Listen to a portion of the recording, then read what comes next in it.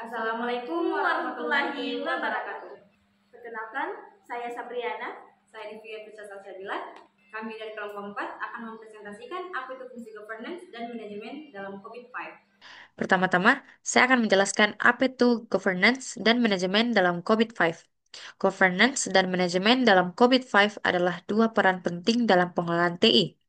Yang pertama, governance. Governance adalah tanggung jawab pimpinan organisasi untuk mengarahkan, mengevaluasi, dan memantau penggunaan TI agar selaras dengan tujuan bisnis dan memberikan nilai maksimal.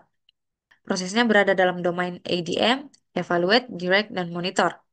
Yang kedua, manajemen. Manajemen adalah tanggung jawab manajemen eksekutif untuk merancang, membangun, menjalankan, dan mengawasi operasi TI sehari-hari.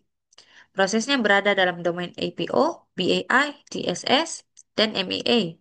Governance menetapkan arah, sedangkan manajemen melaksanakannya. Keduanya bekerja sama untuk memastikan TI mendukung kesuksesan organisasi. Baik, selanjutnya saya akan menjelaskan fungsi dan tujuan governance dalam COVID. Yang pertama yaitu fungsi governance. Yang pertama, memberi arah strategis terhadap pengguna TI. Yang kedua, menjamin keselarasan TI dengan tujuan bisnis. Yang ketiga, mengawasi kinerja dan hasil TI secara menyeluruh. Yang keempat, memastikan nilai yang dihasilkan oleh TI sesuai harapan. Dan yang terakhir, mengelola dan mengawasi resiko-resiko TI. Selanjutnya yaitu tujuan governance. Yang pertama, menyediakan kerangka kerja agar TI dapat memberi manfaat bisnis. Yang kedua, yaitu memastikan pengambilan keputusan TI dilakukan dengan tepat dan transparan. Yang terakhir, mengoptimalkan penggunaan sumber daya dan investasi TI. Nah, selanjutnya saya akan menjelaskan fungsi dan tujuan manajemen dalam COVID. Yang pertama yaitu fungsi manajemen. Yang pertama, melaksanakan strategi dan arahan yang diberikan oleh governance. Yang kedua, merencanakan dan mengelola layanan infrastruktur dan proyek TI. Yang keempat, mengoperasikan TI secara efisien dalam kegiatan harian organisasi. Dan yang terakhir, memantau kinerja operasional TI dan melakukan perbaikan jika perlu. Selanjutnya yaitu tujuan manajemen. Yang pertama, mewujudkan layanan TI yang andal, efisien, dan aman. Yang kedua, menyediakan dukungan teknologi yang sesuai kebutuhan pengguna. Dan yang terakhir, menjaga agar proses TI tetap berjalan lancar dan sesuai standar. Dan yang terakhir, perbedaan governance dan manajemen dalam COVID-5. Dari segi aspek, yaitu fokus. Governance, arah strategi dan pengawasan TI. Sedangkan manajemen, pelaksanaan, dan pengelolaan operasional TI.